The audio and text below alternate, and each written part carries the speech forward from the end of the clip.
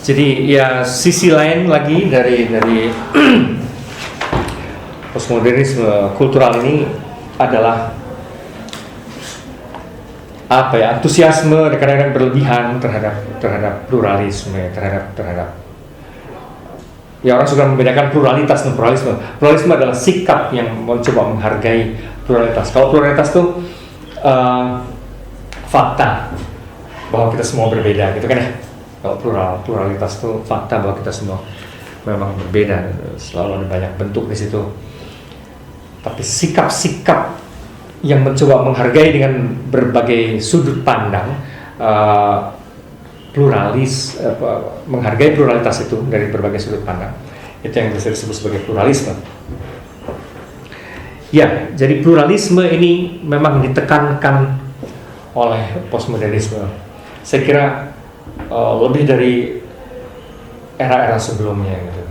Ini memang kayak klimaks penghargaan dan pewacanaan pluralisme, sekaligus pewacanaan dalam arti pemikiran. Sebetulnya pluralitas ini mesti kita sikapi bagaimana, gitu maksudnya. Itu menjadi obsesi tersendiri dari postmodernisme. Tapi umumnya ada garis besarnya adalah mau menghargai perbedaan, bahkan sampai ke tingkat yang radikal, yaitu anggapan bahwa hidup ini pada dasarnya adalah perbedaan dan proses pembedaan diri. Nah, ada semacam keyakinan seperti itu.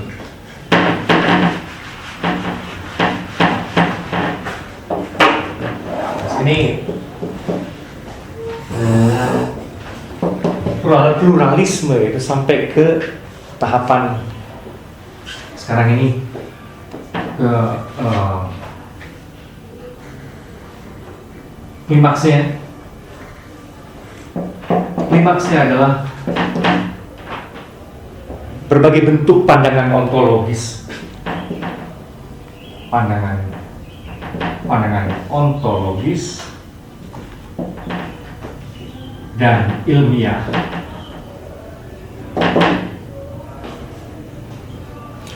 Ada macam-macam variasinya, tapi pandangan ontologis dan ilmiah bahwa hidup itu perbedaan dan proses pembedaan diri terus-menerus.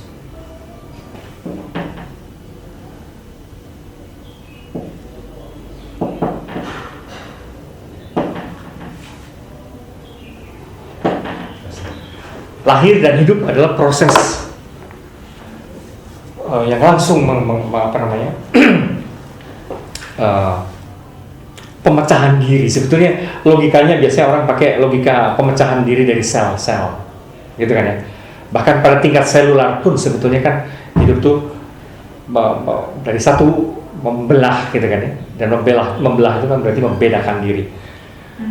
Terus dan ketika terbentuk embrio itu kan berarti sel membelah diri dengan membedakan diri menjadi telinga, menjadi jantung, menjadi mata, menjadi dan seterusnya gitu. Tapi seluruh kehidupan ini adalah proses pembedaan diri dalam arti itu, pembelahan diri dalam arti pembedaan diri. Tapi sebenarnya terjadi nggak pada tingkat individual? Kita bukan hanya pada tingkat vertikal, katakanlah begitu ya. Artinya perbedaan itu bukan hanya horizontal. Ada saya, ada Maria, ada Yadi, itu kan horizontal. Ya.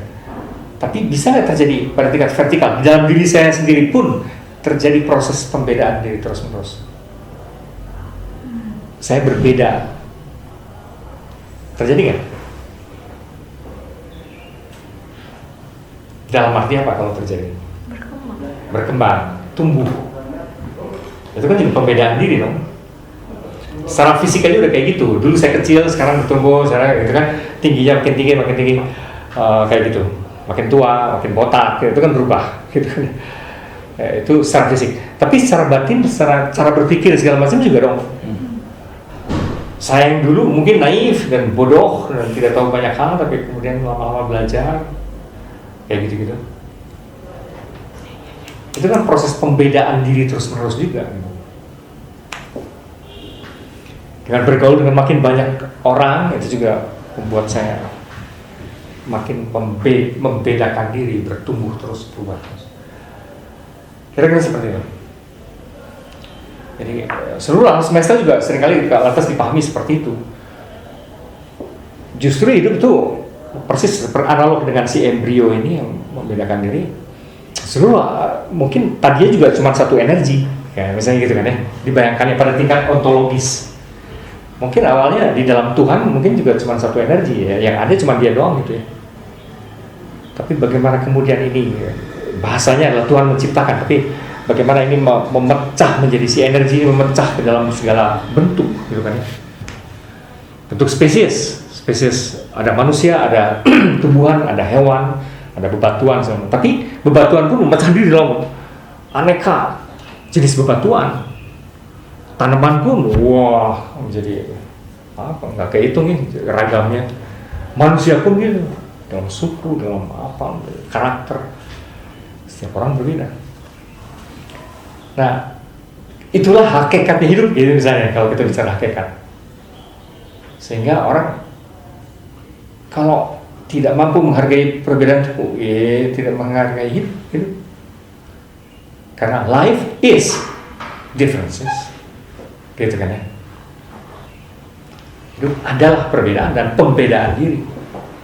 Tapi Pak, untuk bangsa yang non organik juga ya Pak, yang waktu SD itu kan ada percobaan ambil tanah gitu ya, terus digoyang sampai berapa lama, kemudian diamkan gitu ya. Nah beberapa hari kemudian tuh ada lapisan-lapisan sendiri.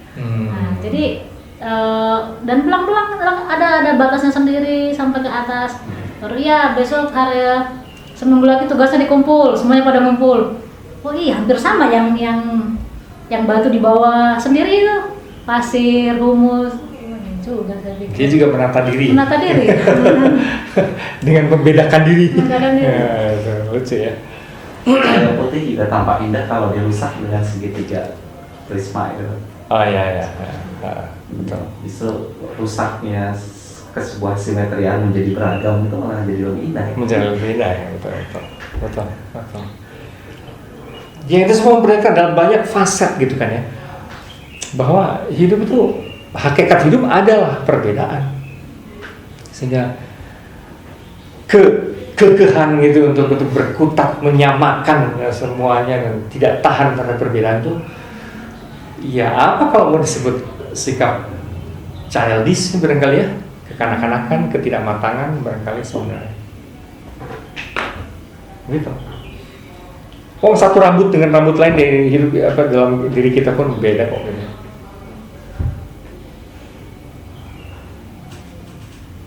Setiap rumput itu beda, setiap helai rumput berbeda. Jadi itu situasi postmodern telah merangsang pemikiran yang mendasar dan menarik gitu ya, yang arahnya adalah ke arah hakikat perbedaan itu apa gitu. Dari yang pertil kecil permukaan sampai ke yang yang sangat dasar, dari wilayah ilmiah sampai ke tingkat filosofis, ontologis gitu. Kayak embrio dari pandangan ini sebenarnya sudah bermunculan di awal abad 20 ya. Dalam filsafat ada orang seperti Henri Bergson dan segala macam itu yang bicara banyak mengenai perbedaan, tapi akhirnya Whitehead dan segala macam itu mengelaborasi pada tingkat yang lebih jauh, yang diikuti oleh para ilmuwan empirik yang kemudian jadi filosofis seperti Umberto Maturana, apalagi Francisco Varela dan segala macam dari wilayah cognitive science dan macam-macam yang lain, sampai Rupert Sheldrake, apalagi yang bikin, terus Ken Wilber dan kawan-kawan dari wilayah biologi, bahkan fisika gitu, semua mencoba mengartikulasikan perenungan masing-masing tentang perbedaan yang arahnya ke arah pluralisme gitu.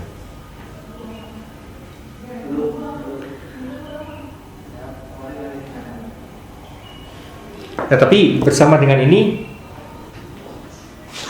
sisi lain dari ini adalah Sisi lain dari ini adalah ada suasana dalam situasi postmodern kecurigaan pada bentuk-bentuk universalisme.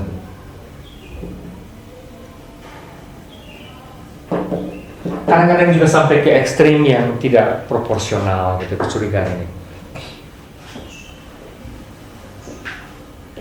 Kecurigaan pada bentuk-bentuk universalisme dalam arti kenapa? Karena universalisme sering dianggap sebagai imperialisme terselubung, hegemoni terselubung.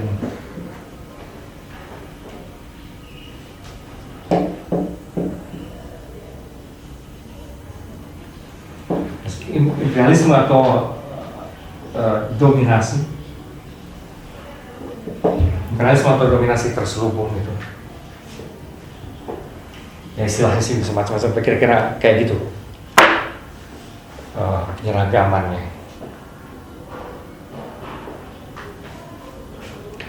Kadang-kadang kecurigaan itu memang berlebihan karena saya kira justru paradoks kehidupan adalah di satu pihak itu proses pembedaan, tapi di sisi lain juga kita di antara sekian banyak perbedaan selalu mengandung kesamaan tertentu gitu kan.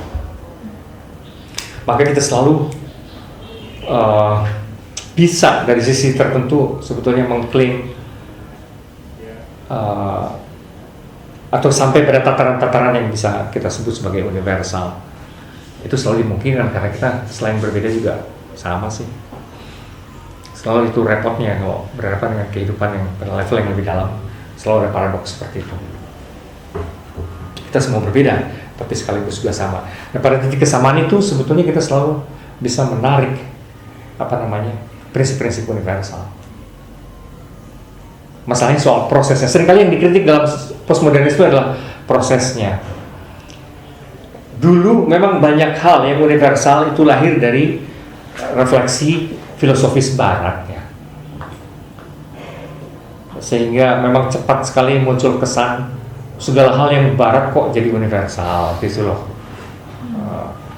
Hak asasi segala macam itu kan awalnya dari barat juga, kenapa itu jadi universal gitu. Kan setiap agama juga, setiap suku juga punya gambaran tentang manusia sendiri, sehingga yang kemudian melahirkan hak asasi manusia yang berbeda gitu kan ya. Ya sih, ya gitu. Seringkali memang prosesnya yang menjadi persoalan itu. Nah sekarang orang umumnya tidak keberatan dengan hak asasi manusia deklarasi versi PBB karena dia itu sudah melalui proses koreksi dan apapun yang proses keroyokan bersama, pertimbangan bersama, dan akhirnya kan diratifikasi beramai-ramai juga gitu. Sehingga fine. Seringkali jadi persoalan itu prosesnya ini. Orang suka dapat kesan kalau simpelnya karena yang berpikir itu Aristoteles maka jadi universal. Karena yang berpikir itu Hegel maka jadi universal gitu. Coba kalau yang berpikir itu Ki Hajar Dewantara atau siapa gitu ya.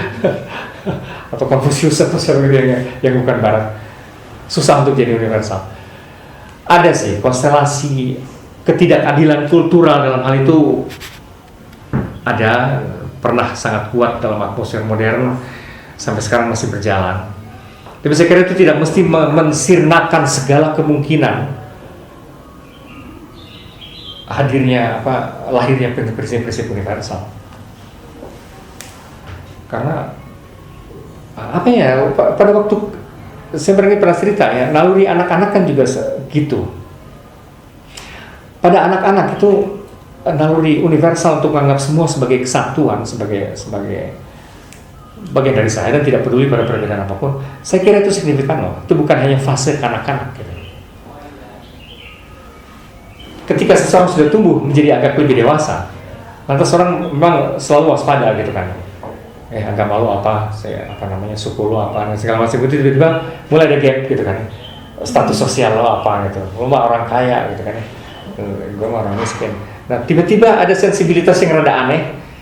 Lantas mulai menjadi oversensitif terhadap perbedaan gitu kan. Tapi jangan lupa kelak sebetulnya apa namanya, kalau orang sampai ke kesadaran yang paling tinggi, entah itu dari sudut kesadaran moral, kesadaran religius segala macam itu, hampir selalu kan orang menemukan di situ universalitas tuh muncul lagi gitu. Orang tidak terlalu peduli lagi pada sekat-sekat, pada kesadaran-kesadaran para sufi, pada kesadaran para mistik, para mistikus, gitu kan ya, para yogi dan segala macam itu, atau pada tokoh-tokoh kemanusiaan yang berintegritas macam Mahatma Gandhi lah, siapa Mandela, siapa lagi, Mother Teresa, siapa lah kayak gitu tuh. Itu kalau istilah dari Lawrence Kohlberg dalam perkembangan moral paling tinggi itu level ke-6 itu kan juga level yang sudah tidak lagi memandang apapun sebagai berbeda, justru kerangka berpikirnya universal. Level ini loh, level makrifatnya ala Gus Dur lah barangkali gitu ya, yang udah nggak terlalu hero lagi dengan pertil-pertil perbedaan itu. Nah itu tuh menarik. Jadi kesadaran universal tentang kesatuan ya, dan dalam tanda petik kesamaan gitu, itu muncul di awal pada fase yang paling, katakanlah yang paling murni di bawah ketika masih kanak-kanak, dan yang paling tinggi di ujung, di akhir. Nah mesti ada sesuatu yang signifikan dong di situ, gitu ya. Mesti ada sesuatu yang signifikan di situ, yang biasanya sulit sekali ditolerir pada fase antara ini, masa akil balik sampai ya mencari-cari jati diri ini. Itu susah sekali orang apa namanya, toleran terhadap perbedaan itu. Tapi kalau pada anak-anak, anak-anak nggak jadi soal, anak bergaul dengan siapapun dan tidak peduli ini dari suku apa, kelas sosial apa, agama apa.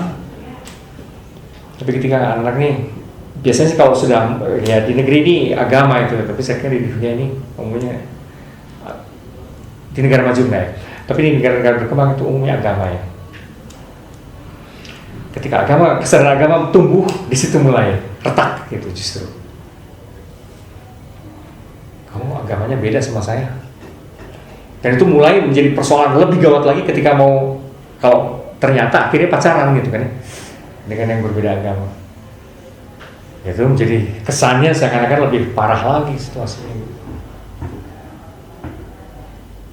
Itu selalu dikaitkan dengan identitas itu penting dan segala macam gitu-gitu loh. Dan ya itu menjadi persoalan. Tapi sebenarnya universalitas dialami di awal, tapi juga di akhir. Dan ada sesuatu yang signifikan di situ. Oh, bukan cuma itu. Di awal, dalam fase awal kehidupan ketika masih anak-anak, di akhir ketika seorang mencapai ini yang tertinggi, dan dalam situasi-situasi emergency, dalam situasi-situasi gawat darurat atau situasi khusus lah ya, itu bisa kecelakaan, itu bisa penderitaan yang besar. Dalam situasi kecelakaan kita selalu melihat orang lain, korban itu bukan orang lain. Artinya kalau orang lain kecelakaan, kita merasa juga selalu sedih dan selalu pengen membantu atau apapun gitu. Apalagi kecelakaan massal seperti tsunami atau apa namanya, gunung meletus kemarin kayak di Merapi, gempa bumi kayak tempo hari di Pulau Nias segala macam gitu. Itu selalu kita merasa we are one sebenarnya. Dalam momen-momen temporal yang kritis seperti itu, muncul lagi naluri kesatuan itu muncul lagi. Atau dalam momen-momen keharuan bersama. Kayak misalnya ketika nah ini jasanya media massa, ketika media massa menayangkan bagaimana seorang presiden di Chile ya, apa namanya, begitu ngebela-belain siapa namanya, orang pekerja-pekerja tambang yang terperangkap di bawah itu gitu kan ya. Itu kan semua orang terharu. Gitu kan. Semua orang terharu. Inilah momen yang luar biasa.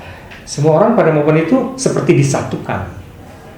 Persis ketika peristiwa tsunami terjadi tempo hari di Eropa, mereka tiba-tiba spontan merasa ada kedukaan yang dalam sampai seluruh media menyatakan apa namanya, berhenti selama berapa detik, 3 detik atau berapa detik itu. Dan lucu gitu, semua mall, semua apa tiba-tiba hening gitu kan, karena lewat media. Nah itu momen dimana ibarat butir-butir air tiba-tiba menjadi genangan air kembali gitu ya. Hidup memang proses ketika air memecah dan mengkristal menjadi makhluk yang berbeda-beda beginian gitu ya. Tapi bahwa ada momen-momen penting yang kritis di mana itu mencair kembali dan menyatu menjadi genangan gitu loh. Itu momen ketika tiba-tiba suhu berubah gitu kan, entah gimana gitu, suhu batin berubah karena peristiwa tertentu. Nah, pada sisi, ya ini memang sisi rada-rada metafisik, tapi menurut saya itu signifikan. Itu signifikan. Toh memperlihatkan pada momen-momen unity gitu kan ya. Bahwa unity itu bukan omong kosong, bahwa the whole life is as well a unity. Gitu. Jadi berbeda sekaligus satu, banyak sekaligus satu. Makanya kengototan untuk bersikukuh dengan angka dan segala macam bisa menjadi ganjil sebenarnya kalau kita menghadapi kehidupan yang sungguhnya. Karena hidup itu ya satu sekaligus banyak, gitu. Tapi satu, tapi banyak. Gitu aja. Kenapa? Kalau saya lihat tadi Pak nih, masa anak, masa dewasa, masa makrifat begitu Pak ya. Artinya ketidaktahuan dengan kepahaman yang luar biasa itu tidak ada bedanya. Iya, iya. Pada titik nadir juga ujung-ujungnya ya. Belum tahu dan sangat tahu itu jadi sama ya. Jadi sama. Level innocence anak-anak gitu dan level highly sophisticated tiba-tiba jadi sama. Kan saya lihat ada beberapa hal ini bisa dipakai sebagai trik juga oleh para petinggi-petinggi itu sehingga mereka kadang-kadang membuat pembodohan. Sehingga dalam pembodohan itu mereka tidak bisa mengetahui sekat-sekat, mereka bahkan sekat di mana pun mereka tidak tahu. Sehingga bisa diarahkan.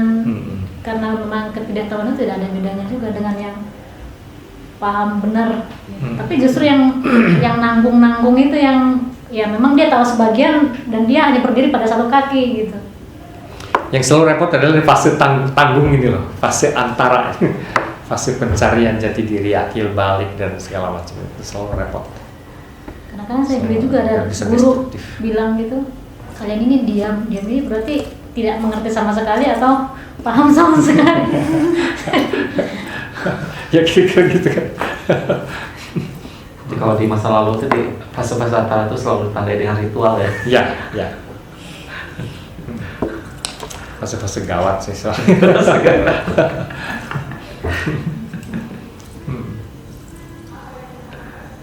Tapi itu menarik loh. Dan sekarang kita sebetulnya situasi dan kondisi memaksa kita, situasi kondisi fisik yang dengan media komunikasi segala macam, pendeknya kesatuan global segala macam itu sebenarnya lebih memudahkan kita untuk merasakan kesatuan itu ya, terutama kan media, lewat media itu. Ya itu contohnya di peristiwa di Chile itu kan cepat sekali kita berempati langsung gitu. Chile tsunami segala macam itu. Ya itu sebenarnya pemicu yang bagus.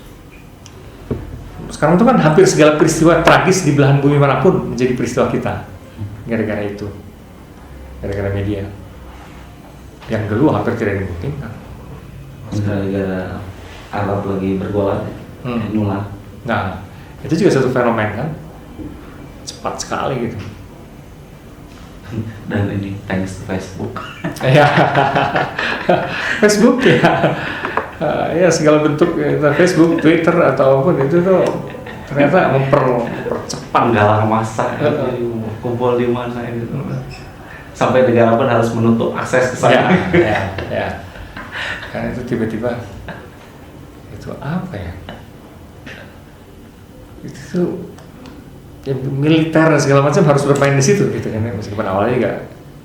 Dunia virtual itu ini Pak ya, seringkali menjadi gambaran tentang bagaimana orang di berbagai belahan dunia itu bersatu tanpa ikatan apapun, tapi tanpa ikatan apapun. Paling menakjubkan tuh misalnya bagaimana mereka keroyokan bikin Wikipedia itu orang tuh dikoreksi dari sana tuh, dan bahkan kalau CIA ikut maksudnya mengubah-ubah ketahuan enggak? Oh ya? Bisa ketahuan. Jadi siapa yang akan ngerubah itu orang bisa ngedetek ini, siapa yang edit ini, nanti ternyata CIA yang ngubah, mereka balikin lagi kayak ini. Jadi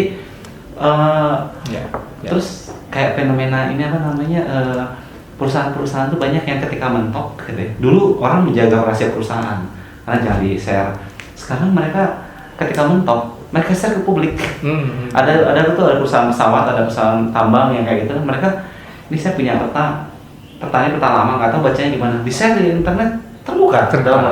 Ada yang punya masalah pesawatnya begini-begini, gimana nih? Di share terbuka. Jadi apa namanya? Tiba-tiba tuh orang hari ini tuh dipaksa untuk lu mau nyembunyiin apa lagi? Makanya sampai Google pun kan mau menciptakan ini apa yang semua buku di perpustakaan seluruh dunia itu mau mereka scan satu persatu masuk Google Books itu gitu. Jadi buat mereka tuh pengetahuan adalah hak semua orang, nggak boleh ada yang jadi ini. Tapi saya pikir yang paling secara signifikan memperlihatkan bagaimana seluruh dunia menyatu tuh internet. Internet. Itu yang memungkinkan kultur sharingnya.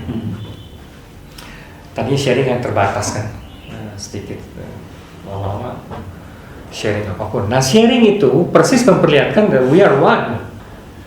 Segala yang saya punya itu lu berhak punya juga, gitu kan ya. Dan segala hal kita keroyokin, kita kerjain bareng. Nah gitu. Itu persis juga memperlihatkannya. Ini yang paling menarik nih Pak, persaingan antara sebuah perusahaan yang akan mempatenkan Genome Project dengan sekelompok orang-orang di dunia internet yang mereka menentang itu. Nah sampai ada beberapa hacker tuh, ada satu yang begadang selama 3 minggu. Itu tuh sampai tangannya tuh dikompres pakai ini es, dan dia betul-betul kerja terus sampai gini. Dan dia berhasil mengalahkan perusahaan itu, langsung dia share dan perusahaan itu nggak bisa mempatenkan Genome Project itu. Jadi apa namanya, jadi milik semua gitu, dan tiba-tiba siapa yang pengen memiliki itu dihantam gitu. Itu fenomena yang sangat menarik. Dan jangan-jangan itu kuat sekali mengindikasikan perubahan kualitas kesadaran kolektif. Terbentuknya kesadaran kolektif yang ke arah oneness tadi ya, namanya. Kita satu ini. Konon peradaban yang maju ditandai oleh kesadaran kolektif, oneness ini semakin. Dan itu sebenarnya terjadi loh. Tadinya yang kita anggap sebagai one group atau a member of our group itu kan yang mereka yang berhak kita share itu kan tadi cuma satu keluarga kan, keluarga Batih dulunya, terus lantas jadi clan, gitu kan? Clan itu terah kali atau apa namanya kalau bahasa dalam dunia Jawa ya. Suku, lama-lama kan antar suku itu kan, antar suku entah berupa desa atau mungkin kota, fenomena kota awal, kota dari sini kemudian menjadi negara. Nah negara lama-lama menjadi obsolete, negara menjadi kuno. Sekarang karena mulai terbentuk ASEAN, mulai terbentuk Uni Eropa dan segala macam gitu tuh regionalisasi, ikatan-ikatan regional gitu. Dan sekarang lewat yang kita cerita barusan tentang internet segala macam, lama-lama kan skopnya juga udah bukan lagi ini, tapi worldly atau global. Nah kalau kita ngelihat perkembangan ini adalah perkembangan sense of belonging ya.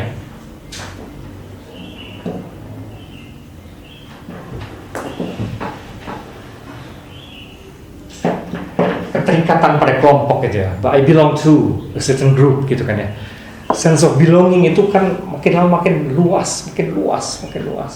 Itu fantastis. Saya kira itu evolusi yang sangat signifikan.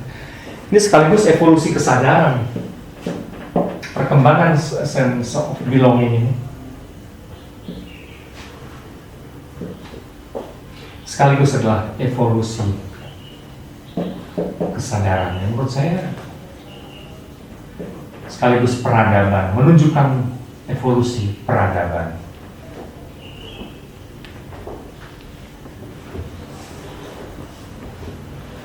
Gitu, dan menurut saya ini menarik gitu ya. Artinya real ini sense of belonging yang makin luas terus. Akhirnya saudara kita, kalau dulu saudara kita cuma sedarah gitu kan, sampai klan masih sedarah, lama-lama sesuku, darah nggak terlalu penting lagi, lama-lama nggak penting lagi lah, sekota lah, sekepentingan gitu kan, lama-lama senegara, senasib, ya akhirnya kita satu. Nah ini juga evolusi kesadaran yang menurut saya mempertimbangkan proses kedewasaan, persis seperti tadi dari anak-anak ke mana ke marifat nah, kayak gitu.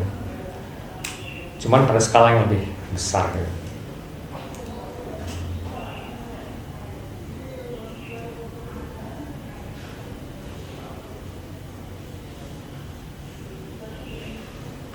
Ya saya memang terkesan itu dengan ketika siasat untuk share itu menemukan bentuknya lewat segala cara gitu ya. Tadinya cuma internet dalam arti email, selama-lama wah macam-macam bentuk, ada Facebook, sekarang ada Twitter, ada ini itu. Dan banyak lagi yang sampai sekarang saya nggak ngerti jejaring kayak gitu. Kan saya juga lewat internet ditawarin apa ikutan gitu ya. Saya kira ini Pak, ada musim-musim tukaran pemain sepak bola. Nah, ketika itu misalnya kita membuka ini lainnya, dan tiba-tiba seluruh dunia tuh ini Pak katanya yang itu bisa sampai 30.000 dan Pak ini gimana ini kok tiba-tiba urusan sebuah klub gitu ya, dan dia akan mengambil pemain apa itu menjadi perhatian seluruh dunia dan mereka ikut bertanya ini gimana? Betul. Ya. Dan itu juga sekaligus sih bahwa klub-klub itu sendiri menjadi hibrida sekali gitu ya. Tidak mesti, meskipun Persib gitu, tidak mesti orang Bandung gitu kan ya, bahkan orang asing sekalipun gitu. Nah itu juga fenomena ini benar-benar fenomena tidak penting lagi sebetulnya, ikatan-ikatan bahkan kebangsaan itu terlalu penting. Nah, itu betul-betul signifikan loh hari-hari itu. Kultur makin mengentalnya share gitu ya. Share ke semua, dari semua untuk semua, sampai keahlian dan pengetahuan bunuh diri sekalipun gitu. Wah itu, mari kita share. Itu seru sekali gitu. Apapun. Dan pada titik itu memang internet tidak ada yang ngalahin ya, itu entah apa. Itu dia lebih punya otoritas daripada otoritas apapun, manapun.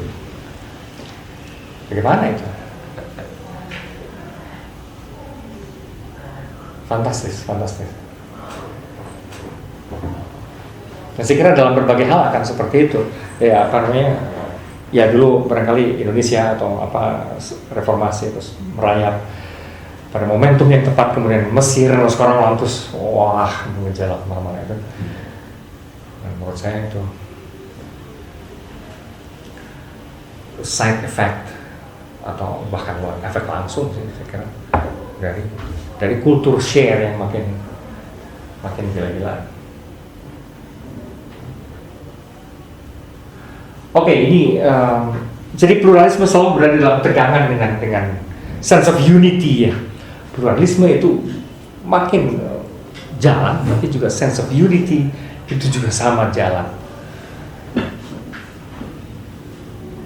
Terus kita selalu memang hidup dalam tegangan. Maka yang berikutnya lagi, terusin aja Pak. Menonjolnya cara pandang jaringan.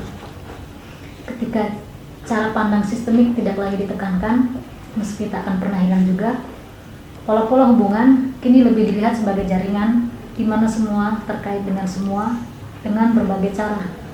Dalam rangka ini, pandangan tentang satu pusat pun kini dianggap kadaluarsa. Setiap buhul atau titik persilangan dalam jaringan bisa saja dianggap sebagai pusat. Maka selalu ada banyak pusat, polisentris. Ya, jadi akibat berikutnya, dampak berikutnya yang signifikan adalah polisentrisme ini. Dampak berikut dari situasi implosion ataupun pluralisme itu. Jadi awalnya implosion, lantas pluralisme. tegangan dengan unity. Ya, akibatnya dari situ adalah web, pola jejaring itu. Di mana-mana kita saling terkait, web dalam arti relasionalitas. Relasionalitas. Ini sekaligus juga titik temu saya kira dari tegangan antara pluralisme dengan unity. Pluralisme dan unity sebetulnya adalah titik temunya juga adalah relasionalitas gitu kan. Tegangan antara yang satu dan yang banyak itu kemudian muncul di dalam pola yang serba terhubung, relasionalitas. Nah, dalam kerangka ini, maka cara pandang yang melihat seakan-akan pusat itu hanya satu tidak dimungkinkan lagi. Realitas itu selalu banyak pusat, tergantung pada momen apa, pada zaman apa, kepentingan apa. Jadi realitas itu de facto polisentris. Polycentric. Pusat itu selalu banyak sekali. Tergantung kita mau lihatnya dari sisi apa, gitu kan ya.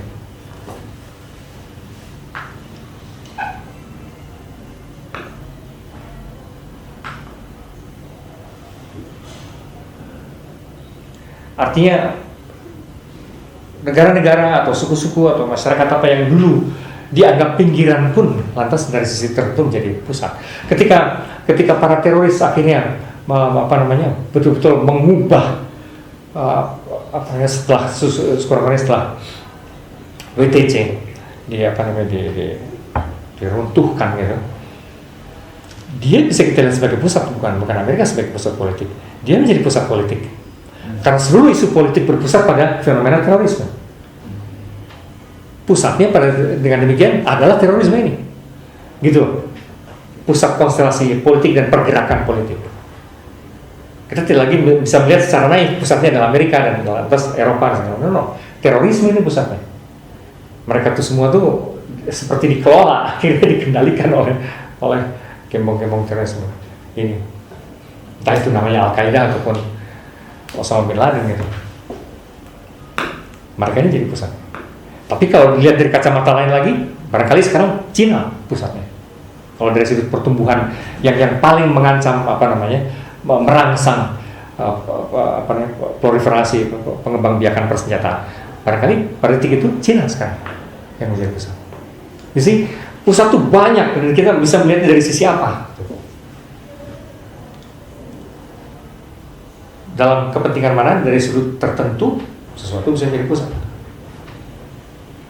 Atau pada momen mana, gitu kan, sesuatu bisa jadi pusat. Sejak tsunami, Aceh sempat menjadi pusat dari semua perhatian dan ini kita, gitu kan ya. Jogja kemarin sempat menjadi pusat ketika segala aliran dan strategi penanganan segala macam. Sejak Gunung Merapi meletus, kayak gitu-gitu. Jadi pusat tuh banyak pusat. Tidak lagi kita bisa memandangnya dari kerangka statik gitu loh, pendeknya. Apalagi sesudah jejaring ini kan semua terkait semua gitu. Dan semua jalan terus gitu kan.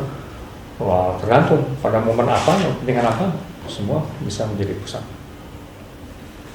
Sekalipun dilukiskan kan jejaring itu kan gini kan. Strukturnya gitu kan. Nah, setiap ini tuh selalu mungkin pada titik tertentu ini. Pada titik yang lain ini pusat, pada titik yang lain ini. Jadi tergantung kepentingannya apa. Semua ini bisa menjadi pusat. Persis seperti kalau jaring kan kita bisa mengangkatnya pada buhul manapun gitu kan. Nah, pada saat kita angkat buhul yang ini, ya ini yang menjadi pusat. Dan bisa juga buhul yang lain.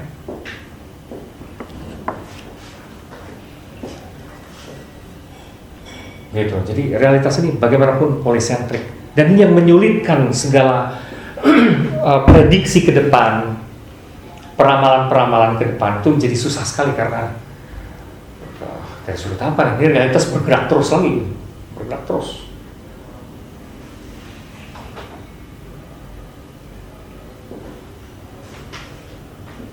Oh, pikir sesuatu?